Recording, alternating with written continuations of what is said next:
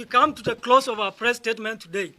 We would like to directly address His Excellency the President Uhuru Kenyatta, the President of the Republic of Kenya. Chinua Achebe said, "A chick that grows to a hen is seen on the day it hatches." The misery and secrecy through which handshake was formed is the reason today we don't have a hen, but we have a monster called BBI, which seeks to rip off further impoverished, already poor Kenyans through expansion of legislature and executive.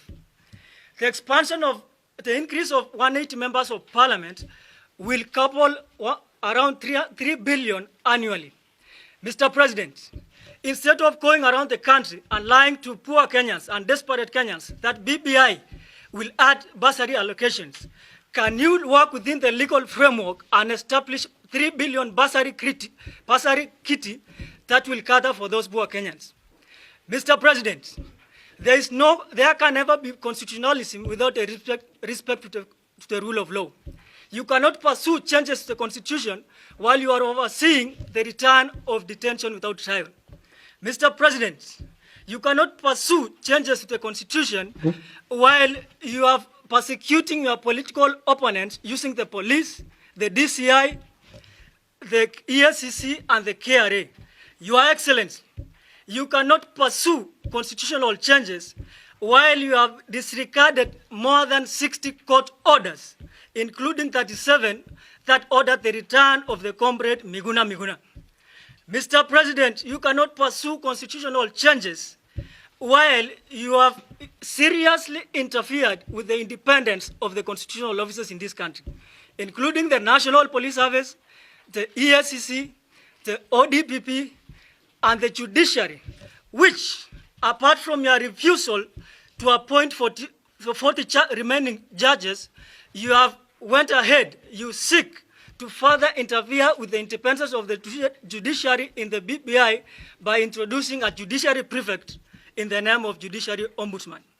We are telling you today, Your Excellency, as young people of this country, there is no constitutional moment. The proposed changes to the Constitution in BBI are incongruous, egregious, deceitful, and selfish. We will not allow you, as the young people of this country, to rape the Constitution, to mutilate the Constitution with the assistance of your brother Raila Odinga. Your Excellency, on March 9, 2018, you told this country with your brother Raila Odinga that you cannot be leaders under whose watch the country degenerated into a failed state. Mr. President, we are telling you today, as the young people of this country, we cannot be patriots under whose watch the country was led into a wrong political directions. As young people in this country, we are standing up for the country and standing up for ourselves. We are cognizant and we are aware of the enticements we have used in the BBI, like for the young people, like the 4-year help moratorium, the 7-year tax holiday, the National Youth Commission, in an attempt to bait the young people to support the BBI nonsense. We are telling you today, Your Excellency, we welcome the enticements, we welcome the 4-year moratorium, we welcome the 7-year tax holiday, but we cannot fall for your deceitful attempt to disturb and usurp the current constitutional order, which was fought through blood of the many people of this country. We have good news for you, Your Excellency.